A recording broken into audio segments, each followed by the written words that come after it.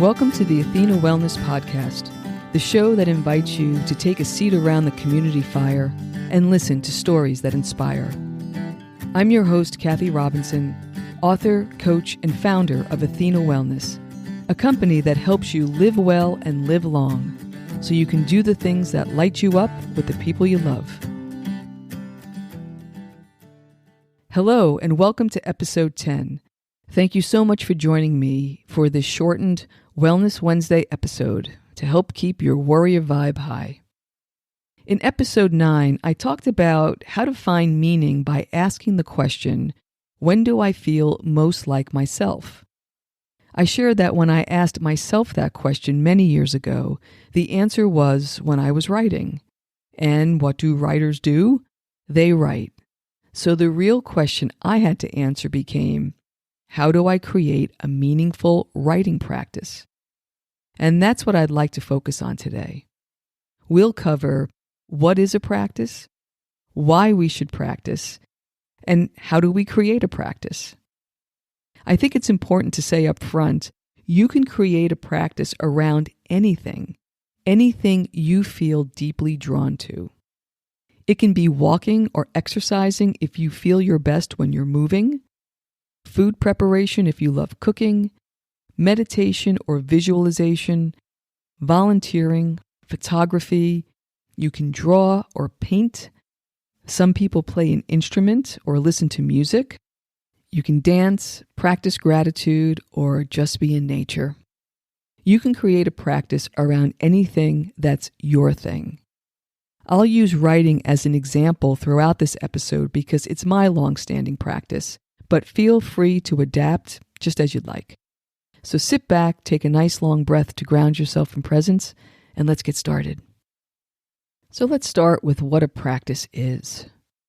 When I was preparing to graduate from college and begin my corporate career back in 1986, I felt a palpable void.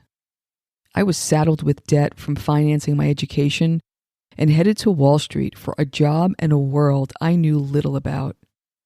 I felt robotic as I showed up each day and played a part I unknowingly created for myself. There were lots of distractions to ease that uncomfortable feeling. New friends, lots of nights out in New York City and weekends away. My 20-something energy was boundless. But I quietly yearned for something more, something true.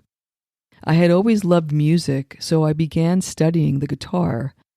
And I always loved to read, so I began exploring writing.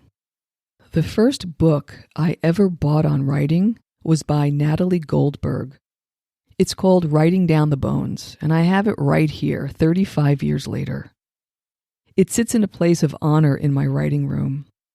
The pages have yellowed, and flipping through it today, all of the highlights and the pen marks I made back then are like breadcrumbs I left on a long ago journey.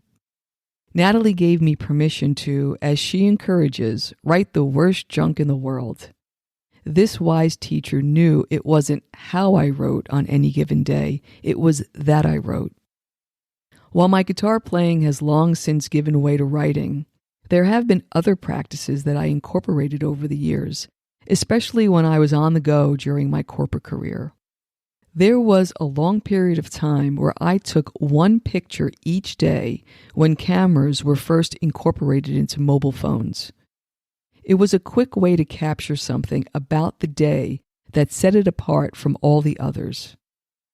During my Wall Street days, I would capture a line or two during my commute, scribbling some observation or insight, maybe a song lyric.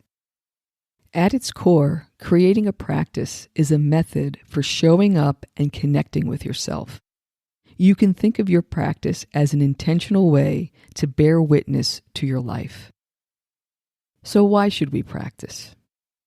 Remember the Steve Jobs quote I shared in episode 9?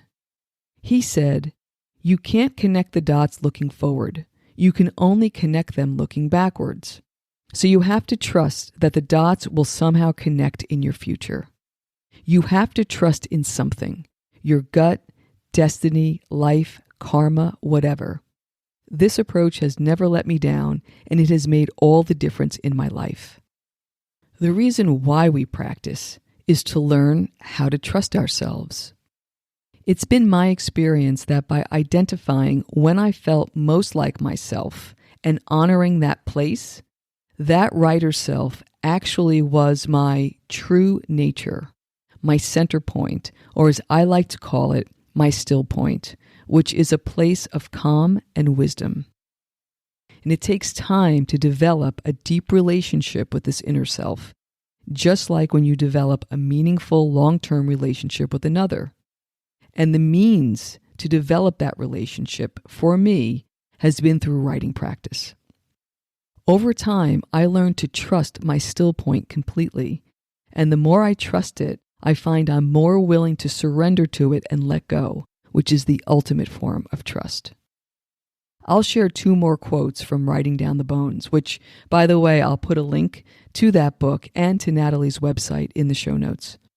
But these 2 quotes illustrate the benefits of creating a meaningful practice better than I can. The first is from Natalie, who said, "Trust in what you love, continue to do it, and it will take you where you want to go." The second is from her Zen teacher from the 1980s, Katagiri Roshi. He knew of her love of writing and was questioning why she showed up to sit in meditation each day.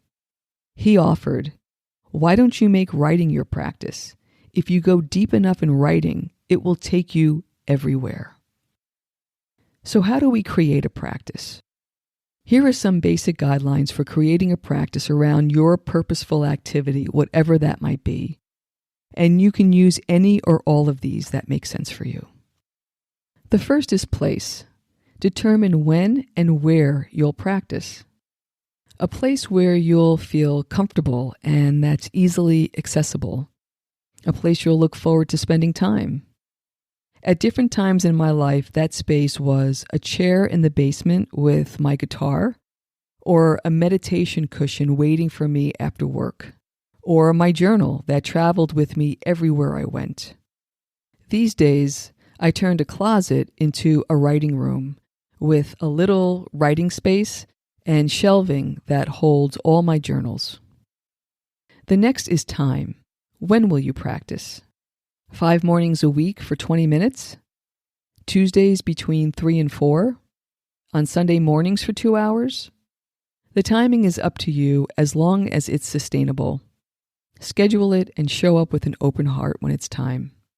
The magic is in the repetition, and the honoring comes from building the habit. The next element is self-compassion. Be kind to yourself. That can take the form of suspending judgment on your efforts, especially in the beginning, starting in small time increments, and giving yourself space to experiment or just allowing yourself to dream. Another element is ritual. How can you make your space special? Some light a candle or play soft music. Maybe you say a few words or read something that connects you to your still point. Maybe you have a little intention space filled with some meaningful items or quotes. As a closing ritual, I find it's helpful to end my session with some notes of what I'd like to work on next time. I keep a running list of topics, like an idea repository in the back of my notebook, and when my session is done, if I don't already have an idea for the next time, I just scan the list. Then I schedule the session in my calendar with a note on what I'll work on. It gives me the feeling of continuity, and I never have to face a blank page when I begin. The last element is community. It's helpful to find ways to connect with others who share a love of the activity you're practicing. It can be through an online community, a class, or a retreat. An incredible closeness happens when people come together this way, and the best friends I have today, I've met at a workshop or a retreat. Those are just a few ideas. How you design your practice is personal and completely up to you. Your practice is an investment in yourself. Experiment and amend as you continue to learn. Your practice will continuously evolve as you grow, opening new possibilities along the way. Most of all, keep a light heart and a beginner's mind, and don't forget to have fun. I'll leave you with my favorite words of wisdom from Katagiri Roshi that are shared in Writing Down the Bones. They are, continue under all circumstances, don't get tossed away, and make positive effort for the good.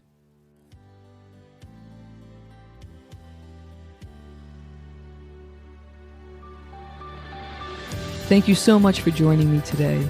I know there are many ways you can spend your time. Thank you for choosing to spend it with me. Until our paths cross again, be kind to yourself and show your warrior spirit some love. And many thanks to the listeners who have subscribed and left a rating or review. Not only does that ensure you'll never miss an episode, but it also helps others find their way to our circle. And if you'd like access to the show notes, have a question you'd like addressed on a future episode, or would like a transcript of this episode, visit www.athenawellness.com/podcast. Until next time, be well.